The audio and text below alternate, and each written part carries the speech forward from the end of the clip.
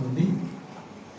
కీర్తన గ్రంథము ధర్మశాస్త్రము 100 అధ్యాయము మొదటి వచనం చదవండి. ఎవరైనా చదవచ్చు? సమస్త దేశములారా యెహోవాకు ఉత్సాహధ్వని చేయుడి, సంతోషముతో యెహోవాను సేవించుడి, ఉత్సాహగానము చేయించు ఆయన సన్నిధికి రండి. యెహోవాయే దేవుడని తెలుసుకొనుడి, ఆయనే మనలను పుట్టించెను,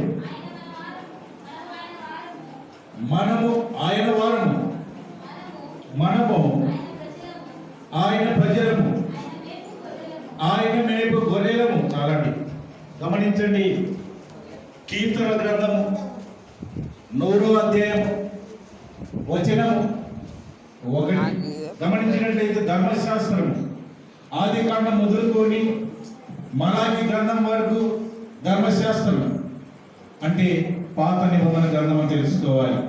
మరి మత్తయి సువార్త మొదలుకొని ప్రకటన గ్రంథం వరకు క్రొత్త నిబంధన గ్రంథం, నూతన నిబంధన కూడా అంటారు. ఇప్పుడు మనం చదువుకున్న వాక్యము కీర్తన గ్రంథము అంటే 100వ అధ్యాయము మొదటి వచనంలో సైన్యములకు అధిపతి యెహోవా మాట్లాడుతున్నారు. సమస్త దేశములారా యెహోవాకు ఉత్సాహధ్వని చేయమంటున్నాడు. సమస్త దేశం నుండి ఏంటి? ప్రపంచంలో ఉన్న దేశాలన్నీ, ప్రపంచం ఆల్ వరల్డ్, సమస్త దేశములారా యెహోవాకు ఉత్సాహధ్వని చేయుడి అంటున్నాడు. గమనించండి, ఉత్సాహధ్వని ఎలా చేయాలి? ఉత్సాహధ్వని ఎలా చేయాలంటే పాటల ద్వారా. ఉత్సాహధ్వని ఎలా చేయాలి? చప్పట్ల ద్వారా. ఉత్సాహధ్వని ఎలా చేయాలి? సంగీత నాదములతో. చూశారు కదా, వాటి ద్వారా కూడా ధ్వని ధ్వని ఉత్సాహ ధ్వని, ఒక ఆనందంతో సంతోషంతో మనం పాట పాడాలి. ఇదే ఉత్సాహ ధ్వని. సమస్త దేశములారా యెహోవా మనం ఉత్సాహం చేసింది ఎవరికి? మనుషులకు కాదు, భూమి ఆకాశముల కన్నా అధికమైన వారికి. వింటున్నట్టయితే ఏదైనా మనకు గుర్తుండాలి.